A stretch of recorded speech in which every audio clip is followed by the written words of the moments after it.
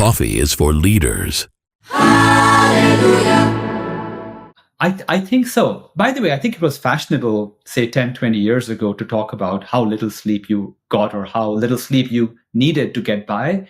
But I think one of the good things about kind of where we are today is that people recognize the importance of sleep and self-care.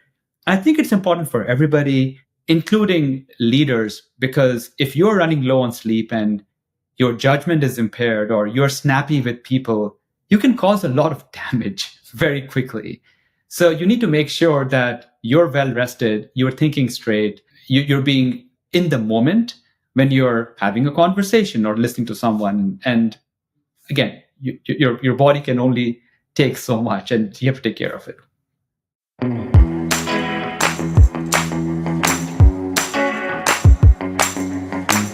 Prashant, so great of you to be on the show. Honored to have you. Give us a sense for Fundbox, how you became the CEO. I know that you were the COO previously. You were the product officer. You spent some time at Yahoo. You spent some time at Facebook, Flurry, Google. I mean, you have this long, historic, great career of all these major tech companies. Give us a sense for how you got to where you are today. Thank you, Clint, for having me. I really appreciate it. I have optimized my career for learning, and that thought process has taken me to a number of different companies and in different roles. I started my career as an early product manager at Google. It was a very small company at that time, less than 1,000 people. And I was a product manager working on this product called AdWords, which of course now has become this $100 billion plus business for Google. And I learned a lot through those early days of Google. And I also had the good fortune to move on from Google after about 6-7 years there to Facebook when it was a very young company. Again, like a few hundred people. Also worked on advertising and monetization. Then did a startup called Flurry, which was acquired by Yahoo.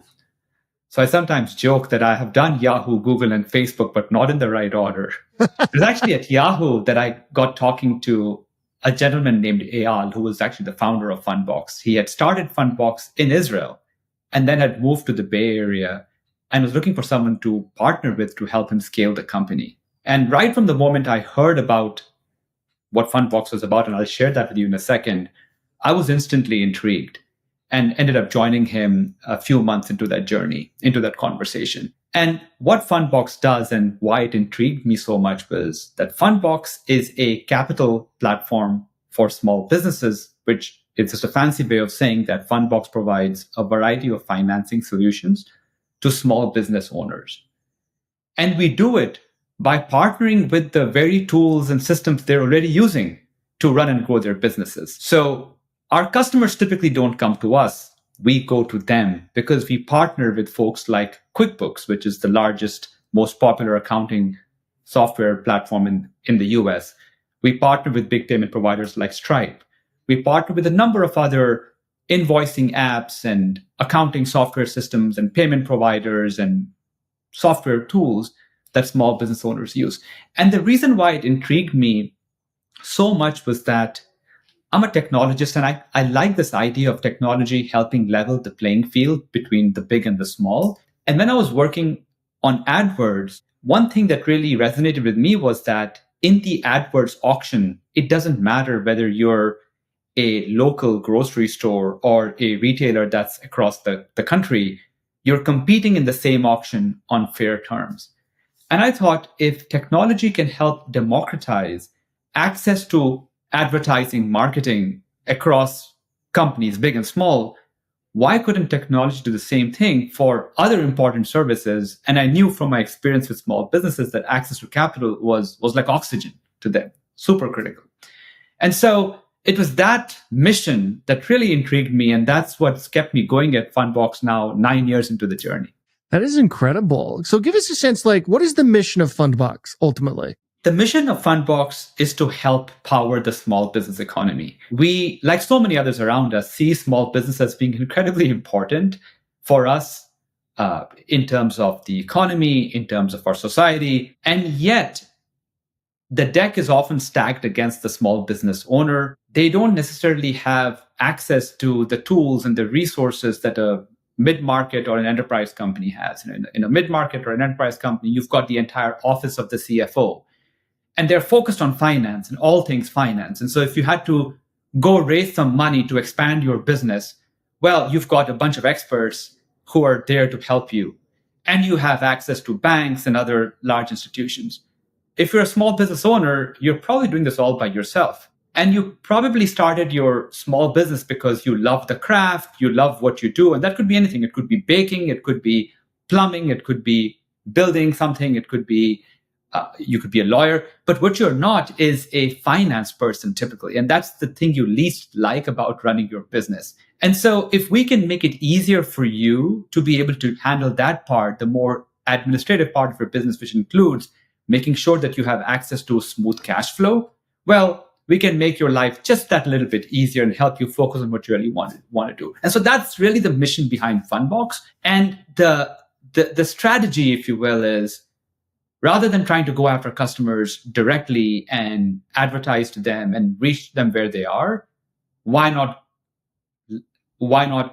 go into the systems that they're already using? So just be present everywhere, so that if I'm issuing my invoices and I need to get funds against an invoice I've sent to a customer who hasn't paid me yet, why can't I just click on a button and get funds immediately, as opposed to having to go through a whole long, expensive process? So that's a little bit about what we do. It's actually really interesting. That's beautiful, man. And how has AI changed everything for you, both internally and externally? Clint, it's interesting you mentioned AI, because the word AI has been used for a long time to mean different things. And some of us sitting in Silicon Valley joke that when you use the word data or statistics, that's sort of one thing. And the moment you use the word AI, you're now in La La Land, right? But we've been using statistics for a long time, and we've been using machine learning for a long time to be able to make predictions on the risk of a small business or any of their transactions. And that's critical, because ultimately what you want to do is to give small business owners a responsible amount of capital. If you give them too little, well, that hurts their business. It stunts their growth. It impacts their chances of success. You can also make a mistake by giving them too much. It has to be a responsible amount. What if you saddle yourself with debt and you can't really pay it back because your incoming cash flows can't support it? Well, no one's doing anyone any favors by doing something like that. And so assessing the risk of a business or any of their transactions is something that's critical. And we've been using AI statistical tools for a long time in order to do this. Now, in the past, it would be mostly machine learning. And now there's a little bit more of Gen AI tools that are being used in that process. So for us, AI is a tool. It's a means to an end. We use AI a lot, but our focus is on serving the small business owner. Yeah, I mean, where do you think this whole AI thing is going? And obviously none of us know the actual answer to that. And it changes every day, every second. By the time we're done, some crazy new thing will be announced around this thing. Where do you think we're headed, though, just given your experience and history in the tech industry? And then, like you said, too, like AI isn't new. ChatGPT kind of made it part of the daily conversation and showed kind of like the power of it. But AI has been used for decades. Just give us a sense for like how you're thinking about it in the future, not even just as it relates to Fundbox, but just generally. I think that there are many places where AI is already making a significant change in the way companies are being run, and that includes Fundbox. And I can mention at least 3 off the top of my head. One, anywhere where software is being developed, I think the tools to help you develop software faster, better, are there today. And so we use a lot of AI when we write our own software. It makes our engineers so much more productive. We're not actively growing our team significantly because we're seeing an increased productivity with the people that we already have. And so I think we're very much in the here and now in terms of the impact of AI on engineering productivity. So that's sort of one thing. I think another thing that impacts companies across the board, including us, is AI in terms of customer conversations. There are so many places where customers just want the right answer at the right time. They don't want to wait. And AI in chat, AI in voice is already impacting customer service in a positive way across the board. So that's already there. I think another use of AI, which is there today in companies, is just like knowledge. There are so many emails and Slack messages and internal documents that are lying around that sometimes in the past I found it difficult to just remember. I spoke with this person in this context and they said something, but I just don't remember where it was and when it was, and it's hard to find that. And now that's becoming a lot easier to understand. And by the way, when you're onboarding a new employee, for them to quickly get all their questions answered without having them feel bad about disturbing somebody all the time, well, that's happening today. So there are many places where AI is already impacting us in the here and now, and it's just going to accelerate. So I think we don't exactly know where it's going to go, but I think what we all know is that it's really important for everyone in the company, whether you're an engineer, a customer support rep, or whether you are a credit analyst looking at our underwriting, to be thinking about all the tools that are out there. And I think what's so interesting and almost beautiful about AI is that we're all learning and we're all starting from the same place. So it's not like I have an advantage over you because I've been doing it for 20 years, or company X is better off, because it's all new. So it's just an opportunity for us to just build something, again, from the ground up. What does a typical day look like for you? Typical day is a lot of conversations. So there's a lot of asking questions and then listening to what people say, whether they are inside the company, our employees, my colleagues, whether it's customers, small business owners, or increasingly the partners who we work with, sometimes investors.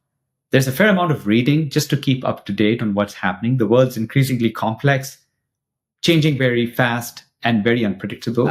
There's some amount of just thinking. And then there's some amount of, obviously, time that I spend with my family, just taking care of myself, staying active, and importantly, enough time to sleep. And I can't stress that enough. I'm a big believer in getting the right amount of sleep that you need in order to be able to make your day as productive as possible. Yeah, sleep is incredibly important, right? Like, it's nuts. It's actually nuts. So, and I think for leaders and founders and, CEOs, you can, sacrifice sleep to your own detriment, right?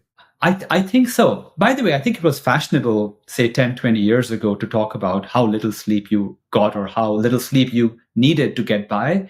But I think one of the good things about kind of where we are today is that people recognize the importance of sleep and self-care. I think it's important for everybody, including leaders, because if you're running low on sleep and your judgment is impaired or you're snappy with people, you can cause a lot of damage very quickly. So you need to make sure that you're well rested, you're thinking straight, you're being in the moment when you're having a conversation or listening to someone. And again, your body can only take so much, and you have to take care of it. How do you think about culture and the company's values and maintaining those? And that kind of leads to the second part of that question, which is like hybrid versus in-person versus entirely remote workforces, and how you've landed on all of that. Look, I think culture is very simple. I think culture is what you do and not what you say. Look, my philosophy on life is very simple. I think people aren't idiots. And that may surprise. But what I mean by that is you can't say one thing and do something else. Eventually, people look around and they understand what a person is doing. And if that person happens to be in a position of leadership, then they learn accordingly. So I think the only way to build a culture is by doing the things that you want people to do. So for example, if you want people to be respectful, well, you've got to be respectful yourself in every interaction as much as you humanly can. If you want people to be customer centric, well, you have to be customer centric yourself. If you want people to be innovative and thinking about new ideas, you've got to do it yourself, and you've got to also appreciate it when people come to you with ideas and engage with them and try to make the best of them, those ideas. So to me, culture is very much about what you're doing, and then surrounding yourself and building a team of people for whom those values are important. And I think every company is different. And there are many places where you can have a very successful company that has a certain culture, let's say a very hard driving culture where there's a lot of competition inside the company. You can have successful companies which are much more collaborative and collegial. I'm not making a value judgment about what is good and what is bad, but what I am saying is that it may be better to be very upfront with people, both in the company and those who are thinking of joining, which is this is how we roll. This is how we operate. And I think that also drives a self-selection. If I like a collaborative environment, well, I will gravitate towards a company that talks about it openly. But if I'm a different kind, if I'm wired differently, I might not want to do that. And so I think it's almost better for everyone if you can articulate your culture very clearly, and if you can, through your conversation, share with people how you work, such that they can make the decision about whether to join you or stay with you versus going somewhere else where they would be happier. How do you think about where we are economically? And you have kind of a front row seat to like the state of small business in the United States and even more broadly, the effect that tariffs have had or not had and all of that type of stuff. Where do you think we're at? We're more than 6-7 months into this thing now this year. How are things looking, and what's the outlook towards the end of the year? I think taking a step back from the current 6-7 months, I think there are some very interesting trends in the small business economy more broadly. I think the first thing is that people are increasingly turning to starting their own small business. And we've seen the number of small businesses in the US grow 3 times as fast as the population of the country over the last decade. So the population has grown, but the number of SMBs has, on a percentage basis, has grown 3 times as fast. So there's definitely something here where more and more people are either thinking of starting a new business from scratch, or in some cases, buying somebody else's business and running it. The other thing that's interesting is that the number of new business starts every week, every month, it kind of doubled around the pandemic, like soon after the pandemic. And while many pandemic era changes, sort of things that happened in 2020 have sort of reversed a little bit, and we can talk about kind of working from home and hybrid and all of that. But the number of new business starts, so new business formation, remains elevated compared to where it was pre-2020. So I think there is, whether it's a cultural thing where people want to do their own thing and not work for a large organization, I'm not quite sure, but we see this in the numbers. So that's one thing. I think the other thing that's very interesting is more and more small businesses are becoming digital in nature. And I don't just mean somebody who's selling, things on Amazon. I mean, every kind of small business. You could be a hairdresser, but you're using some sort of digital tool to manage your schedule, your bookings, to get paid.